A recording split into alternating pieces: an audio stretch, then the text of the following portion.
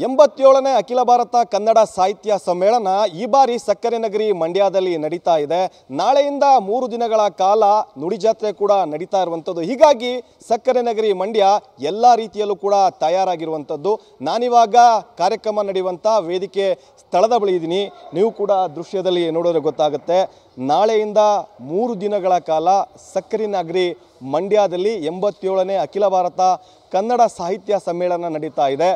ಮಂಡ್ಯ ಹೊರವಲಯದ ಸ್ಯಾಂಜೋ ಆಸ್ಪತ್ರೆಯ ಹಿಂಭಾಗದಲ್ಲಿ ಸುಮಾರು 70 ಎಕರೆ ಪ್ರದೇಶದಲ್ಲಿ ಈ ಒಂದು ಸಾಹಿತ್ಯ ಸಮ್ಮೇಳನ ನಡೀತಾ ಇರುವಂಥದ್ದು. ಭಾಳ ಪ್ರಮುಖವಾಗಿ 30 ವರ್ಷಗಳ ನಂತರ ಹೆಚ್ಚು ಕನ್ನಡಿಗರು ಮಾತಾಡುವಂಥ, ಹೆಚ್ಚು ಕನ್ನಡವನ್ನು ಮಾತಾಡುವಂಥ ಮಂಡ್ಯ ಜಿಲ್ಲೆಯಲ್ಲಿ ಈ ಒಂದು ಕಾರ್ಯಕ್ರಮವನ್ನು ಆಯೋಜನೆ ಮಾಡಲಾಗ್ತಿರುವಂಥದ್ದು. ಹೀಗಾಗಿ ಮಂಡ್ಯ ಜಿಲ್ಲಾಡಳಿತ, ಕನ್ನಡ ಸಾಹಿತ್ಯ ಪರಿಷತ್ ಮತ್ತು ರಾಜ್ಯ ಸರ್ಕಾರ ಎಲ್ಲ ರೀತಿಯ ಸಿದ್ಧತೆಯನ್ನು ಕೂಡ ಮಾಡಿಕೊಳ್ಳಲಾಗ್ತಿರುವಂಥದ್ದು.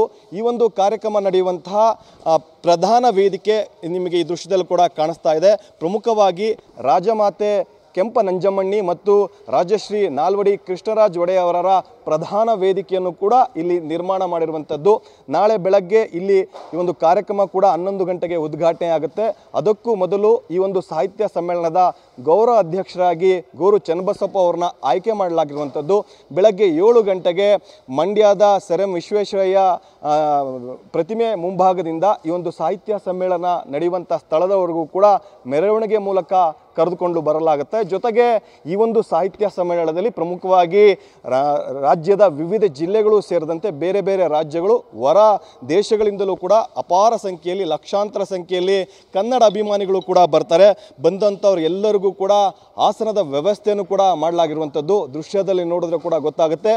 ವೇದಿಕೆಯ ಮುಂಭಾಗದಲ್ಲಿ ಸುಮಾರು 30,000 ಆಸನಗಳ ವ್ಯವಸ್ಥೆಯನ್ನು ಕೂಡ ಈಗಾಗಲೇ ಮಾಡಿರುವಂಥದ್ದು. ಎಲ್ಲ ರೀತಿಯ ಸಿದ್ಧತೆಗಳು ಇಲ್ಲಿ ನಡೆದಿವೆ.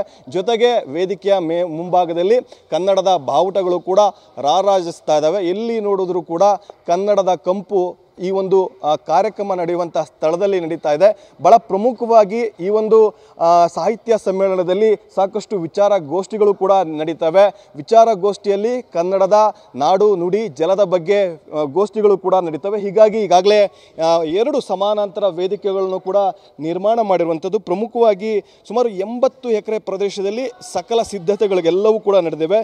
ಜೊತೆಗೆ ಕನ್ನಡ ಅಭಿಮಾನಿಗಳು ಬರ್ತಾರೆ, ಸಾಹಿತ್ಯಾಸಕ್ತರು ಕೂಡ ಬರ್ತಾರೆ. ಹೀಗಾಗಿ 450 ಪುಸ್ತಕ ಮಳಿಗೆಗಳನ್ನು ಕೂಡ ನಿರ್ಮಾಣ ಮಾಡಿರುವಂಥದ್ದು. ಅದರ ಜೊತೆಗೆ 350ಕ್ಕೂ ಹೆಚ್ಚು ವಾಣಿಜ್ಯ ಸ್ಟಾಲ್ಗಳನ್ನು ಕೂಡ ಈಗಾಗಲೇ ರೆಡಿ ಆಗಿರುವಂಥ ದೃಶ್ಯದಲ್ಲಿ ಏನು ಕಾಣಿಸ್ತಾ ಇದೆ ಅವೆಲ್ಲವೂ ಕೂಡ ಬುಕ್ ಸ್ಟಾಲ್ಗಳು, ಜೊತೆಗೆ ವಾಣಿಜ್ಯ ಸ್ಟಾಲ್ಗಳನ್ನು ಕೂಡ ನಿರ್ಮಾಣ ಮಾಡಿರುವಂಥದ್ದು.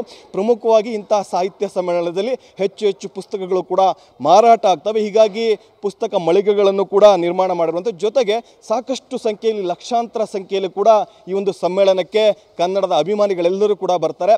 ಯಾವುದೇ ರೀತಿಯ ಕುಂದುಕೊರತೆಗಳು ಆಗಬಾರ್ದು ಅಂತೇಳಿ ಈಗಾಗಲೇ ಒಂದು 20 ಎಕರೆ ಪ್ರದೇಶದಲ್ಲಿ ಊಟ ಮತ್ತು ತಿಂಡಿ ವ್ಯವಸ್ಥೆಯನ್ನು ಕೂಡ ಮಾಡಲಾಗ್ತಿರುವಂಥದ್ದು. 300 ಕೌಂಟರ್ಗಳನ್ನು ಕೂಡ ಈಗಾಗಲೇ ನಿರ್ಮಾಣ ಮಾಡಿದ್ದಾರೆ. ಬಗೆಯ ಖಾದ್ಯಗಳೆಲ್ಲವೂ ಕೂಡ ಈಗಾಗಲೇ ತಯಾರಾಗಿದ್ದಾವೆ. ಜೊತೆಗೆ ರೋಡ್ ಡೈವರ್ಷನ್ ಕೂಡ ಮಾಡಿರುವಂಥದ್ದು. ಸುಮಾರು 3,000 ಪೊಲೀಸ್ ಸಿಬ್ಬಂದಿಗಳನ್ನು ಕೂಡ ಈ ಒಂದು ಭದ್ರತೆಗೆ ನಿಯೋಜನೆ ಮಾಡಿದ್ದಾರೆ. ಈಗಾಗಲೇ ಪ್ರಧಾನ ವೇದಿಕೆಯನ್ನು ಕಾಣ್ತಾ ಇದೆ. ಪ್ರಧಾನ ವೇದಿಕೆಯನ್ನು ಈಗಾಗಲೇ ಎಲ್ಲ ರೀತಿಯಲ್ಲೂ ಕೂಡ ತಯಾರಿ ಮಾಡಿರುವಂಥದ್ದು. ಜೊತೆಗೆ ಕೆಳಗೆ ಸರ್ ಎಂ ವಿಶ್ವೇಶ್ವರಯ್ಯ ಮತ್ತು ಸರ್ ಮಿರ್ಜಾ ಇಸ್ಮೇಲ್ ಅವರ ಮಹಾಮಂಟಪ ಕೂಡ ನಿರ್ಮಾಣ ಆಗ್ತಾ ಇದೆ.